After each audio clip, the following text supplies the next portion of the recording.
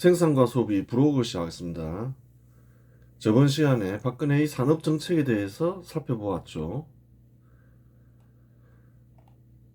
박근혜의 산업 정책은 창조 경제로 대표되죠. 창조 경제를 외치면서 산업 정책을 추진했어요. 그 내용이 무엇인가 한번 들여봤죠. 신산업 정책과 중소기업 육성 정책이 결합되어 있더라. 그걸 확인할 수 있어요.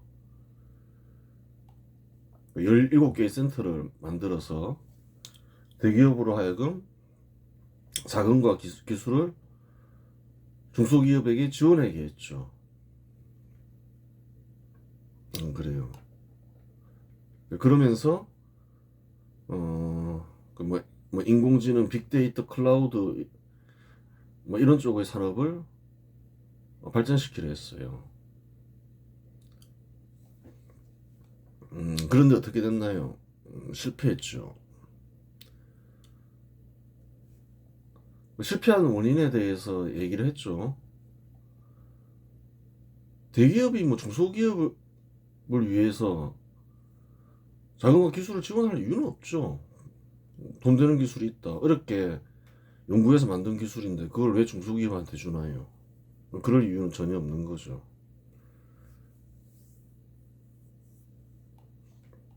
안 되는 거였다. 그런데 가만히 생각해 보라는 거예요. 신산업 육성은 누가 잘했나요? 군사정부가 잘했다는 거예요. 신산업을 육성하면서 대량의 일자리를 양질의 일자리를 공급했고 또 현 시대 군사정부가 육성한 산업으로 한국 사람들이 먹고 살고 있는 거죠. 국가도 크게 번영했고 국력도 강해졌고 그래서 군사정부의 공적이 굉장히 크다고 얘기를 하는 거예요. 그 과정에서 절대 빈곤도 해결되고 수천만 명의 국민들을 구제했죠. 구제를 못했으면 어떻게 됐을까요, 그 사람들? 끔찍한 일인 거죠. 굶어 죽었거나 또 외국으로 건너가고 그래야 됐겠죠. 역사적 사실이라는 거예요, 그거는.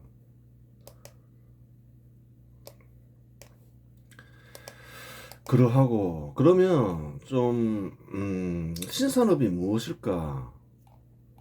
그런 거에 대해서 좀 생각을 좀 해봐야 돼요. 신산업 육성은 굉장히 중요하죠. 중요한 거 그래서 좀 알아야 돼요. 저번 시간에 여기까지 했죠. 이외에도 스마트 그리드, ESS, 전기차 충전 인프라, 제로 에너지 빌딩 등 이것저것 일을 많이 벌이긴 했는데 특별한 성과를 내지 못했다. 박근혜는 뭔가요? 군사정부도 하던 것처럼 신산업 육성이 중요하다. 그 생각을 하면서 이것저것 막 찾았다는 거예요. 미래 먹거리를 만들어야 된다. 그거 좋은 생각인 거죠. 근데 왜 실패했냐를 생각을 해봐야 된다는 거예요. 성과를 내지 못한 이유는 신산업을 육성해야 한다는 생각은 있었지만 군사정부처럼 구체적 방식으로까지 발전하지 못했다.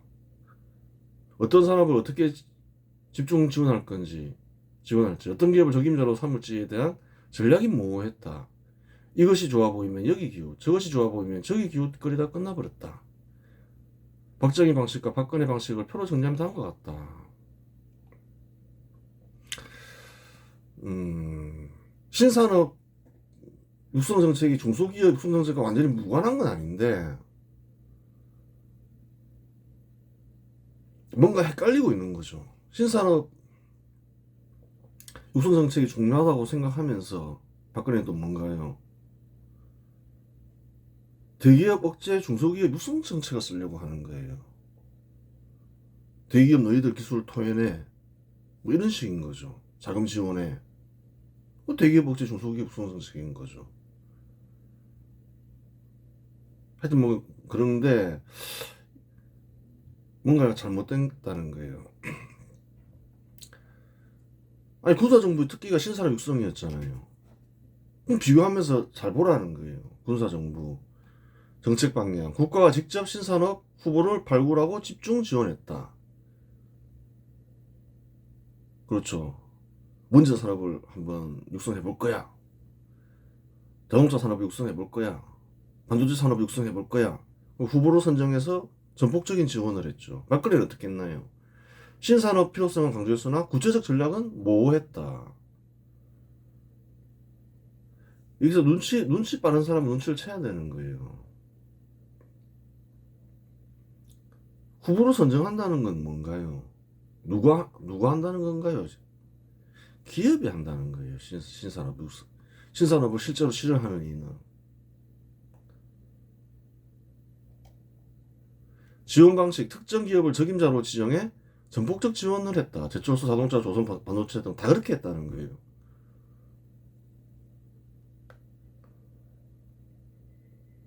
창조기획센터, 창조경제혁신센터 등 여러 분야에 분산적 지원을 했다.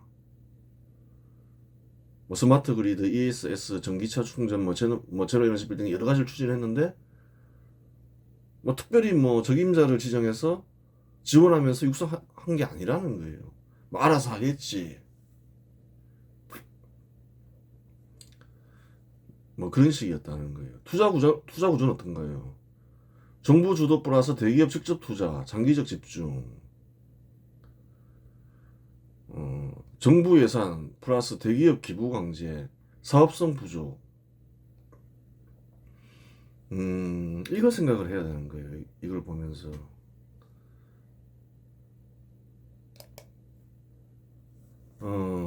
신산업 육성을 하죠. 육성을 하는데, 군사정부는 어떻게 했나요? 대기업한테 많이 지원도 했지만, 직접 투자하게 했죠. 신산업에 성공하면 누가 이익을 보나요? 대기업이 이익을 보죠.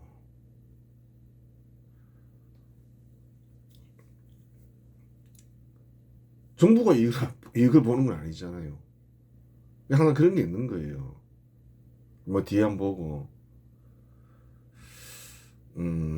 정부 예산, 대기업 기부 강제. 투자하는 쪽이 이익을 보는 게 아니잖아요. 뭔가가 좀 이상하잖아요. 사업성 부족. 투자하는 사람이 이익을 봐야지. 대기업으로 투자하게 했으면 대기업이 이익을 봐야 될 거 아니에요. 근데 너희들은 중소기업을 위해서 그냥 지원해. 뭔가 좀 안 맞는 거예요. 성과, 뭐 대기업 성장, 산업 경쟁력 강화, 수출 기반 확대, 대기업 성장 사례 없음, 정책 지속성 약화. 이 중요한 게 있는 거예요. 신산업 육성에 성공하면 무엇이 생기냐는 거예요. AI 산업에 성공했어요, 미국이. 뭐가 생기나요? 오픈 AI가 생기잖아요. 대기업이 생긴다는 거예요. 기본적으로 신산업 육성은 무엇을 육성하는 정책인가요? 대기업을 육성하는 정책이라는 거예요. 결과가 그렇게 나오잖아요. 잘 생각해 보라는 거예요. 자동차 산업을 육성했어요. 그럼 뭐가 생기나요, 일단? 현대차가 뭐 중소기업이냐는 거예요. 아니라는 거예요. 신산업을 육성했더니만 조선업을 뭐가 생기나요? 현대중공업이 생긴다는 거예요. 중소기업이냐는 거예요. 아니라는 거예요. 반도체 산업을 육성했어요. 뭐가 생기나요? 삼성전자가 생기잖아요. 삼성전자는 여러 부서가 합쳐져 있지만 반도체만 떼서 기업이라 하더라도 뭔가요? 대기업이 생긴다는 거예요. 좀 눈치 빠른 사람은 알아야 되는 거예요. 인터넷 산업을 육성했어요. 뭐가 생기나요? 대기업이 생긴다는 거예요. 전자 상거래를 육성했어요. 뭐가 생기나요? 뭐 쿠팡 대기업이잖아요. 그 신산업 육성 정책의 정체를 알아라는 거예요. 중소기업 육성 정책이 아니라는 거예요. 기본적으로는 그게. 근데 중소기업 육성 정책과 신산업 육성 정책을 결합하려고 했죠. 실패할까요? 성공할까요? 실패한다는 거예요. 무관하지는 않은데 기본적으로 각각 다른 정책이라는 거예요. 서로 다른 거를 억지로 합치려고 하니까 실패하는 거예요. 지속성, 장기적 산업 전략으로 이어짐. 그렇잖아요. 자동차 산업 육성하니까 지금 몇십 년째 먹고 살고 있잖아요. 조선업도 그러하고 반도체 산업도 그러하고 장기적 먹거리가 돼버린 거죠. 탄핵 사태 이후 대기업 참여 급감, 정책 동력 상실, 하나 말아버리게 되는 거죠. 특징 선택과 집중, 산업별 챔피언 기업 육성을 했다. 결과가 그렇게 되더라. 신산업 육성하니까.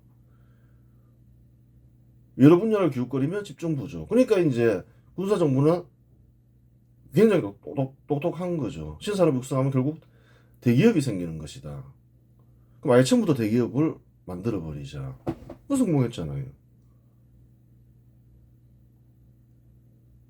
그 박근혜가 아버지의 뜻을 이었으면 한국이 괜찮았겠죠. AI도 적임자를 선택해서 지원했고 이랬으면 괜찮았던 거예요. 그 다음 정부는 볼 필요가 없는 거고, 문재인 정부 같은 경우는. 문재인 정부는 얘기했잖아요. 그런 걸 중시하는 정부가 아니다. 경제적 평등 하는 행태를 보면 농업 공산주의자 같고, 그런 정부가 아니다. 신사업을 육성해야 되겠다 이런 생각이 강한 정부였다면 어떻게 이게 박근혜 정부가 했던 게 잘 안 되네. 뭐가 문제지 생각하면서 군사 정부의 신사업 육성 정책을 개선했을 수도 있고 아니면 좀 다른 방식으로 할 수도 있고 뭐 그렇죠. 미국에서 신산업이 발전한 거는 군사 정부식은 아니잖아요. 다른 모델을 한번 발굴해서 해볼 수도 있는 거고. 그렇게 된 거예요. 신산업은 누가 담당하는가? 결국 신산업 담당자는 기업이다. 그게 뭐냐는 거예요, 도대체 신산업 육성이라는 거는. 담당자가 있다. 기업이 하는 거라는 거예요. 정부가 하는 게 아니라는 거예요. 정부의 역할은 전폭적인 지원이라는 거예요. 적임자가 딱 있으면. 신산업 육성이 중요하다고 생각하면 적임 기업을 선정하여 챔피언 기업을 만들어내야 한다. 그렇게 되는 거예요.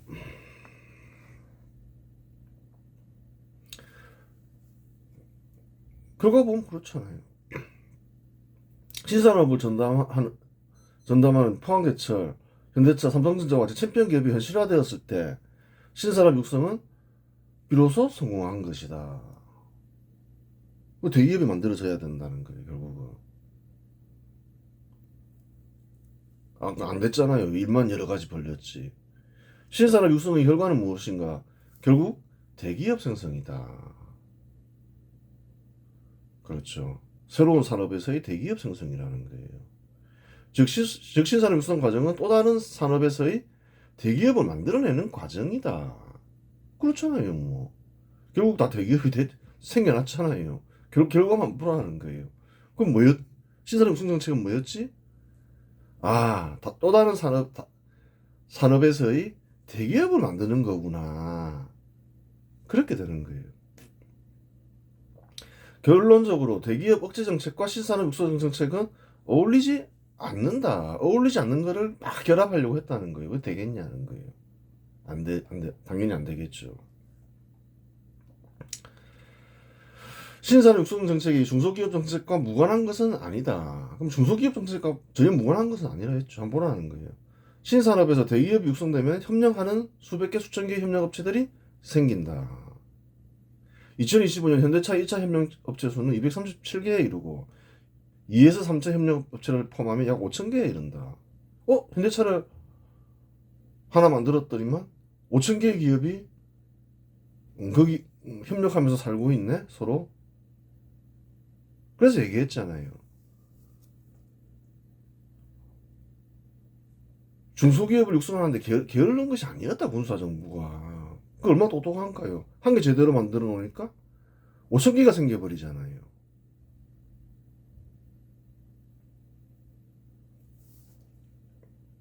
중소기업을 억제한 정부는 없다. 그러면 그 현대차와 협력하는 업체들은 어떨까요? 뭐 중견기업도 있고 중소기업도 있고 뭐 여러 종류의 기업이 있겠죠. 또 수많은 일자리가 생긴다는 거예요. 1차 협력업체는 뭔가요? 1차 협력업체는 완성기업과 직접 거래하는 업체이다. 2차 협력업체는 1차 협력업체에 납품하는 업체이다. 3차 협력업체는 2차 협력업체에 납품하는 업체이다. 뭐 그렇죠. 막 연쇄적으로 생긴다는 거예요, 기업들이. 즉 신산업 육성을 통해 대기업 육성에 성공하면 수백 개에서 수천 개의 중견기업이나 중소기업이 생겨나니 별도의 중소기업 육성 정책이 필요 없게 되는 것이다. 그 얘기했잖아요. 그 증가율 같은 거 보면 중소기업 어 김대중 노무현님 대기업을 억제하고 좀 중소기업 육성하겠다 했지만 어느 정부에서 중소기업이 더 많이 육성됐겠냐는 거예요. 상식적으로 생각을 해보라는 거예요. 공공기관과 정부의 재정 상태를 보고 박근혜는 깜짝 놀랐다. 이제 다른 얘기죠. 심사는 말고도 다른 일을 추진을 했어요. 한국토지주택공사, 한국전력, 한국소개공사 같은 대형 공공기관들의 부채가 급격히 늘어난 상태였다. 그렇죠. 깜짝 놀라겠죠. 왜 이렇게 부실해졌냐? 부채가 많냐? 그렇게 생각하겠죠. 정부는 어떤가? 군사정부 때만 하더라도 부채 비율은 10% 정도밖에 안 되었는데 민주주의 정치한답시고 포퓰리즘 정책을 실시한 결과 30년도 되지 않았는데 정부 부채 비율은 30%에 이르러 있었다. 막 포퓰리즘 정책을 했죠. 뭐 빚내서 복지한다 하고 막 계속 부채 비율이 증가한 거예요. 대체로 보면 그리스에서 비롯된 유럽발 경제 위기를 보며 건전 재정의 중요성을 깨달은 박근혜는 다른 건 몰라도 건전 재정을 달성해야겠어라고 결심했다. 건전 재정을 달성하기 위한 노력을 하죠. 아 그건 또 좋은 거예요.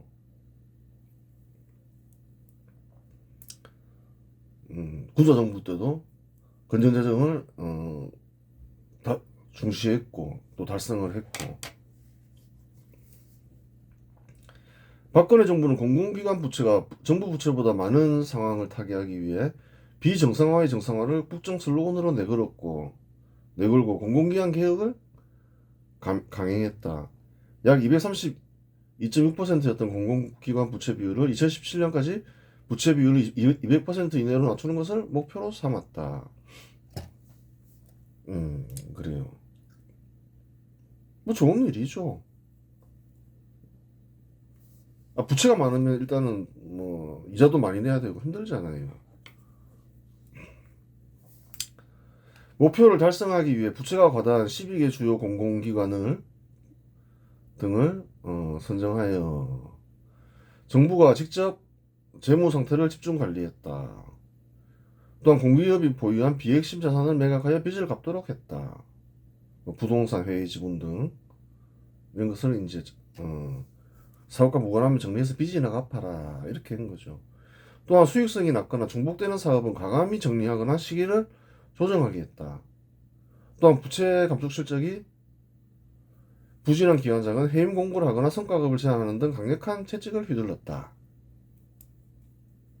뭐 부채 비율을 줄이는 건 좋은 일이죠. 정부나 공공기관이 부채 비율이 지나치게 높을 경우 수익이 나지 않는 사업을 정리하거나 비용을 줄여 부채를 줄이는 방식은 바람직하다. 그렇죠. 수익이 나지 않는 사업을 뭐 정리해버리는 게 낫죠. 아니면 민간에 넘겨버리거나. 비핵심 자산이라도 재산적 가치가 있는 자산일 경우는 문제가 될 수 있다. 그렇죠. 뭐 안 쓰고 있는 토지 이런 게 있을 수 있죠. 재산적 가치가 있는 자산을 국내인이나 국내 기업에 판매하면 국가 차원에서 바람직하지만 외국 기업의 헐값에 판매하면 국가의 부에 손실이 발생하기 때문이다. 그러니까 부채 비율을 줄이는 과정에서 필요 없는 것들을 정리할 수가 있어요. 근데 또 또 이제 그 가치가 있는 것들이 있죠. 누구한테 판매하느냐. 정부가 사용하지 않는데. 뭐 근데 이제 그것을 이제 국내인이 필요로 한다. 아, 우리가 그거 좀 필요합니다. 국내인한테 주는 게 맞죠. 국내 기업이나. 그럼 그걸 잘 활용해서 소득을 일으키면 우선적으로 국가에 도움이 되잖아요. 국가 소득 증가하고 또 고용하는 사람들 생기고 이러니까. 국내인이나 국내 기업에 판매하는 일이 바람직하다고 말했는데 이는 특별한 이유가 있는 것은 아니다. 정부가 가치 있는 재산을 사용하지 않고 보유하고 있을 이유는 없다. 가치 있는 재산을 필요로 하는 국내인이나 국내 기업이 구매하게 되면 그러한 재산은 소득을 얻는 데 사용하는 국부를 증가시키는 데 기여하게 된다. 그렇죠. 뭐 국내인이나 국내 기업이 살해하지 않는다. 그럼 외국인에게 팔 수도 있는 거죠. 아, 또 외국인이 사더라도 어, 국내에서 이용될 수가 있는 거잖아요. 국내와 국가를 위해 이용될 수 있죠. 국내 투자하면서. 이래가지고 여기 한국에서 한번 사업을 해보겠다. 그러면 또 그 도움이 되는 거죠. 음. 하여간 당시 공공기관의 매각 과정을 일일이 확인할 수는 없으니 바람직하게 매각이 이루어졌는지 확인할 길은 없다. 확인할 길은 없는데 기준 정해서 나름대로 했겠죠. 뭐 이런 거는 뭐 기본적인 사항인데 뭐 몰랐겠냐는 거예요.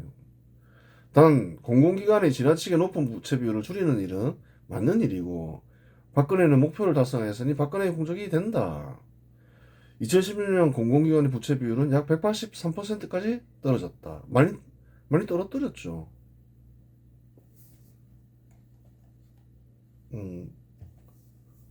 그리고 이제 그 판매했던 어떤 이용하지 않는 국유 재산이 민간에서 잘 활용됐고 그랬으면 더 큰 공적을 인정받을 수 있는 거죠. 뭐 그런 것까지 일일이 추적하기는 어려우니까 어떻게 이용되었는지 혹은 또 이용되고 있는지.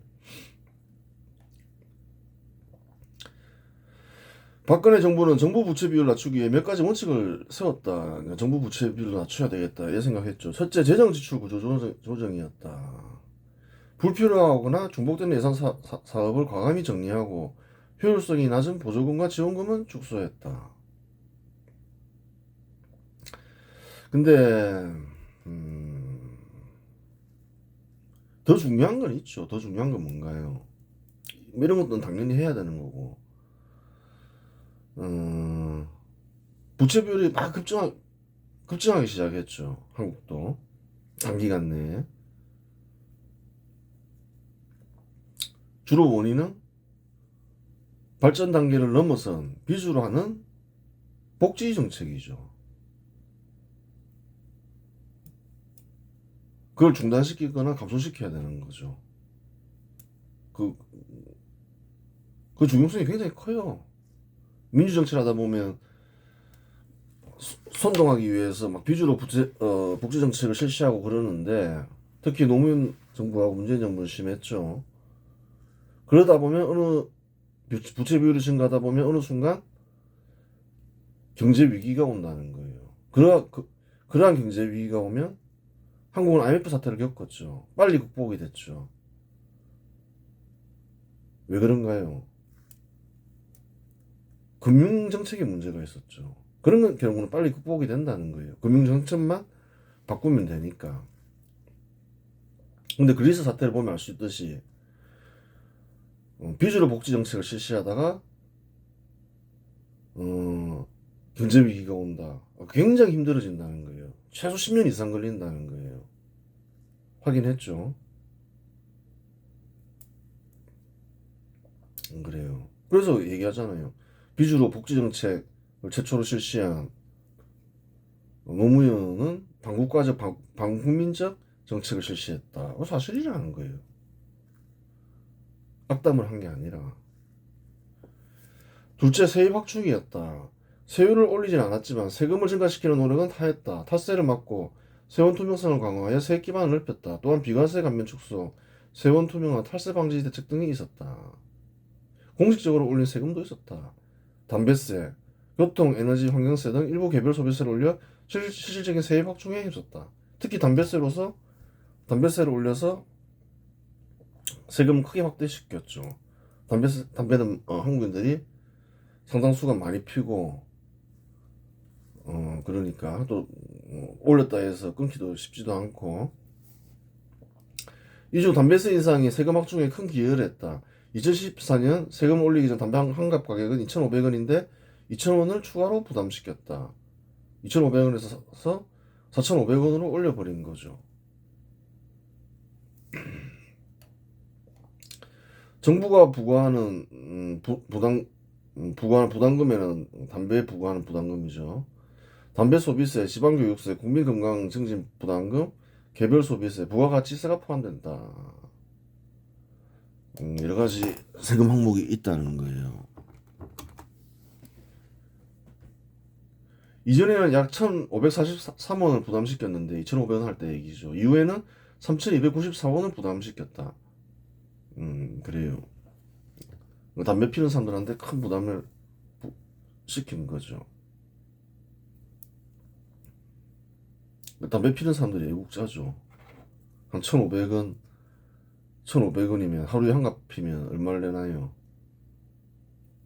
1,500원, 15,000원, 한 5만원 내잖아요. 그럼 그 사람은 1년에 한 60만원은 세금을 내는 거잖아요. 셋째, 재정군칙 도입이다. 국가재정법을 개정해 중기재정계획을 엄격히 관리하고 매년 국가채무 증가율을 일정 수준 이하로 제한하는 규율을 마련했다.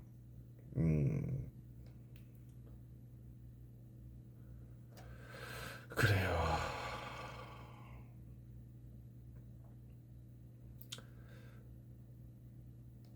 그러면 이제 역대 정부별 GDP 대비 세금 비율 변화를 한번 살펴볼 필요가 있는 거죠.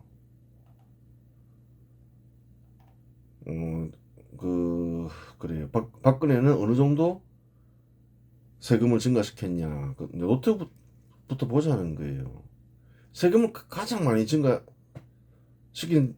이는 뭔가요? 혹시 조세 부담률을 GDP 대비 이제 세금을 보는 거죠. 그게 조세 부담률이죠.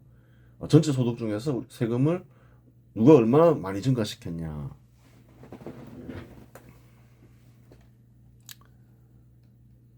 1위는 문재인이더라. 굉장히 많이 증가시켰죠. 3.3%나 증가시켰다는 거예요. 그럼 문제가 많은 거예요. 3.3%나 증가시켰는데 부채 비율은 얼마나 많이 증가시켰나요? 한 10% 넘게 증가시켰죠. 1위죠. 세금을 이렇게 증가시킴에도 불구하고 건전재정을 크게 해쳤죠. 그 사실이라는 거예요. 부채 비율을 가장 큰 폭으로 증가시킨 정부가 문재인 정부라는 거예요. 세금을 이렇게 많이 증가시키고도. 2위는 누군가요? 김영삼 정부라는 거예요. 3위는 노무현 정부죠. 대체로 어떤 인물들인가요? 근대국가 수립 반발 세력 인사들이죠. 그러면 가장 세금 부담을 덜어준 이는 누군가요?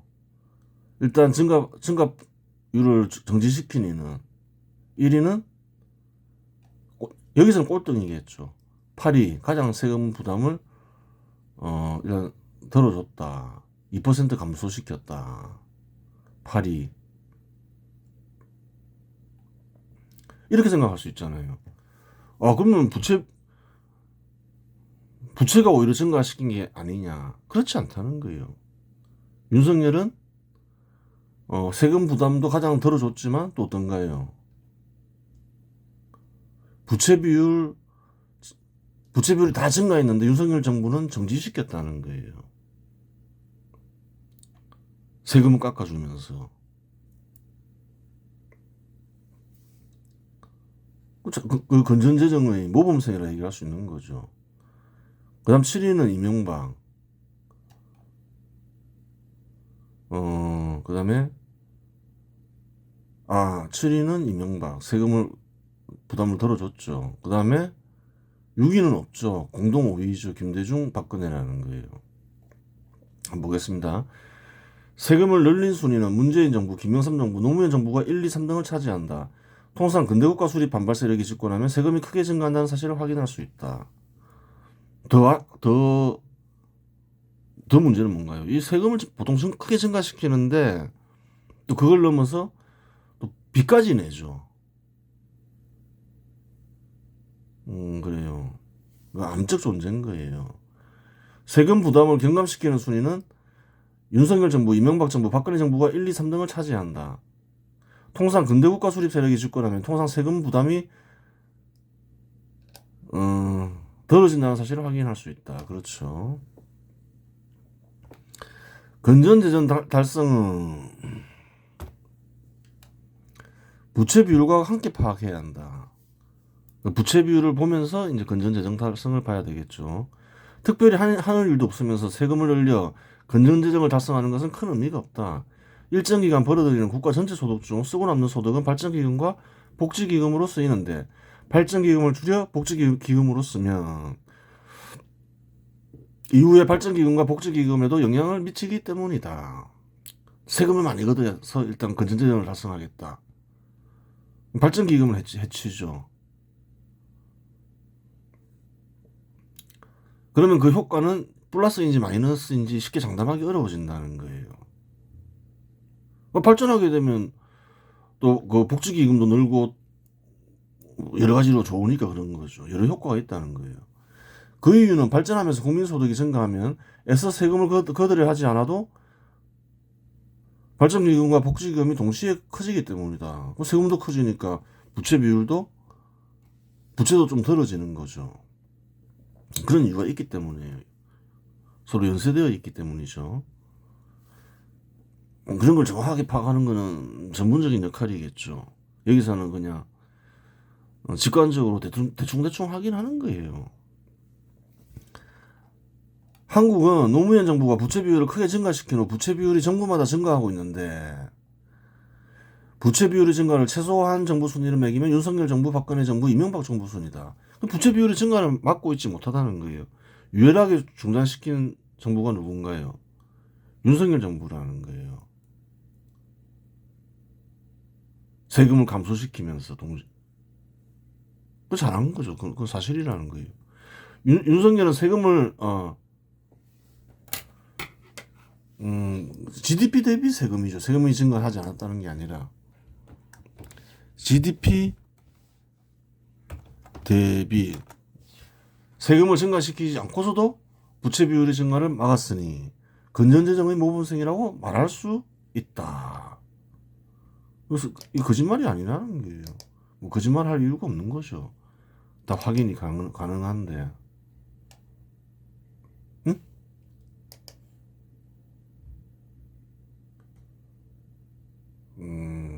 그래 다음에 확인하기로. 다음에 각주를 해야 되겠네. 이명박과 박근혜가 부채 비율 증가폭을 낮추었고 박근혜가 부채 비율 증가폭을 큰 폭으로 낮춘 것은 사실이지만